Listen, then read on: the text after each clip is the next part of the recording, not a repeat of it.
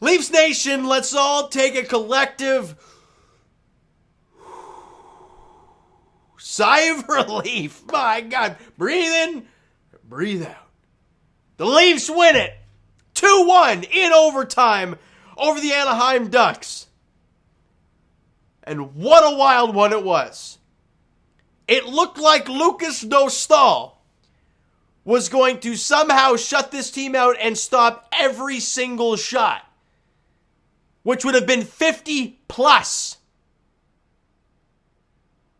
But on shot number 50, the Leafs break through and then win it in OT. Thank goodness for that. Because I was ready to come on here and just laugh. When the Leafs outshoot their opponent by double, they dominate in every aspect. And then for them to not win this game would be hilarious. Because it's against a really bad team. What have we seen? We've seen this so much before. But the boys pull it out today. Let's break this thing down. First period, shots on goal are 18-9 in favor of the Leafs. Yeah, they got nothing.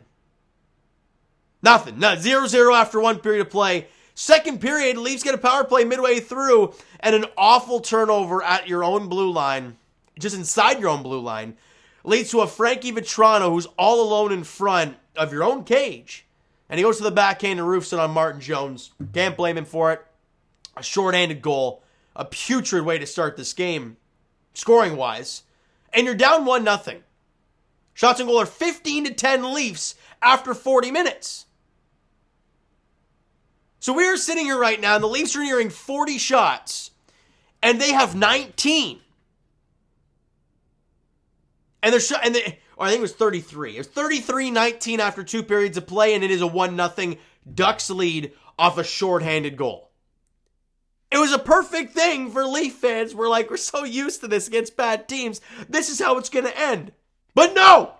And I was hearing a lot, honestly, all the Duck fans booing in the arena. That was funny. Because power plays were 5 for the Leafs and 2 for the Ducks. And everyone's going to be like, well, of course you're going to go for the Leafs. The Anaheim Ducks take the most amount of penalties in the National Hockey League. They're 32nd in penalties. The Leafs are 17th, okay? So, it's not close. The Leafs average 9.5, or they're 9.5. I don't know if that's an average 9.5 a game. Is that what that is? I don't know. But either way, the Ducks are almost 15. It's not close. So, for it to be 5-2, whatever. And it takes late in this game. The Leafs have at least 1 or 2 power plays throughout the third period that they cannot score on. And they're nearing 50 shots. And they just cannot beat Lucas Dostal. It's getting funny at this point. Leafs get a power play late with about 5 or 6 to play. I'm just going to adjust this, make sure that's perfect. Okay. And Morgan Rielly rips one off the crossbar, and thank God John Tavares is right there to bang in the rebound to tie this game up. 14-17 of the third period. You see the emotion in JT because everyone's like, finally. Nylander and Rielly grab assists in the goal, and we finally have tied this game at 1.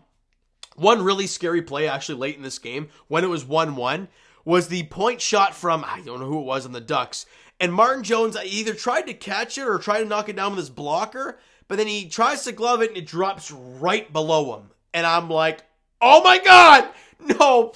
And he smothers it and gets the face off, but my heart skipped a beat there for a second.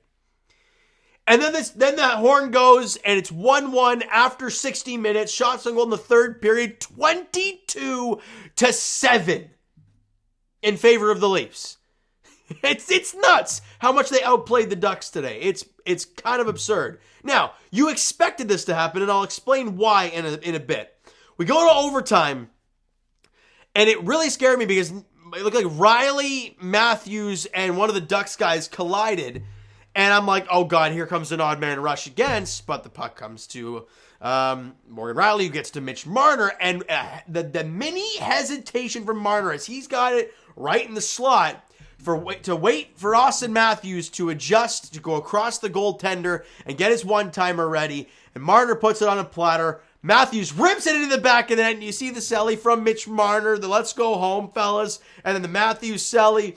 His 30th goal of the year. Marner and Riley grab assists on the goal at 2:12 of overtime, and they escape Anaheim with 2 points. I don't know how, but they did.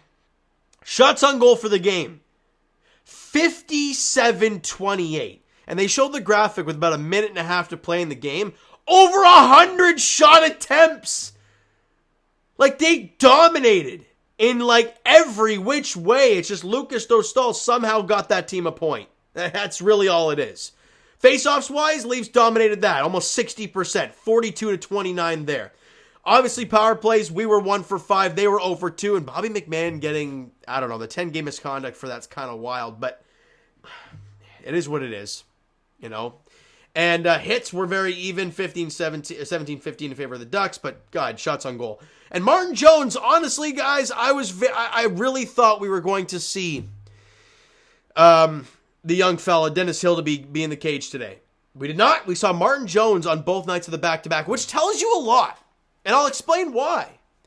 If they're not comfortable to play Dennis Hildeby on a back-to-back against the Ducks, on the road, there's no pressure there, then this is all Samsonov now, right?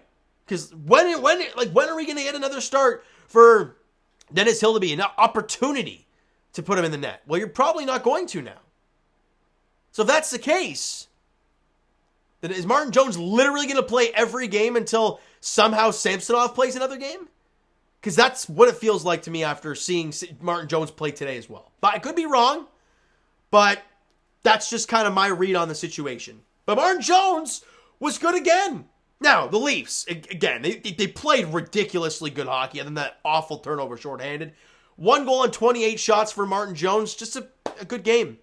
Another good, sound, quiet, good game for him. The Leafs dominated play for the second night in a row, but he did his job. He did his job. Now, Leaf fans, I know I'm going to jinx this, and I know you guys are going to hate me for it.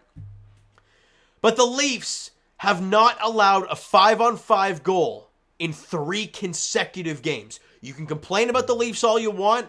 That's insane. It tells you how good defensive hockey they're playing. Yeah, they lost to Carolina. Well, an empty netter and 2 power play goals. They shut out the Kings yesterday, and today was a shorthanded goal. Playing pretty good, man. Just got to keep rolling. Now, let's get to the player stats. Matthews, obviously the big goal and a +1. 13 shots for Austin Matthews. John Tavares had a goal. He had 7. Morgan Riley, 2 assists. He had 4 shots and was a +1. Marner, I don't know why it flipped to Anaheim just there. Marner had an assist, 7 shots on net. Willie Nylander, an assist, 8 shots on net. It is nuts. They only scored 2 goals and it took overtime to do it, but who cares? They won the hockey game. Now, quickly, I'm going to look up Luke Fox on Twitter because he said something before the game about why the Leafs should have won this game. And let me find him here.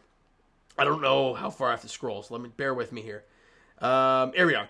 Maple Leafs gifted with a depleted Ducks lineup. Radko Gudas, yeah, Leaf great. Or, Leaf fan favorite. Ross Johnson are ill. Ryan Strome has an upper body injury. And Troy Terry has been placed on the IR. Also, Anaheim is starting backup Lucas Dostal in net. So all of that lined up for the Leafs winning this game and seeing them down 1-0 in a shorthanded goal and Dostal doing his thing, we're all like, yep, this sounds about right. But thank God they pulled it out, 2 points, and you're on to the next one. Now, it doesn't get any easier for Leaf fans because Saturday, you take on the Sharks.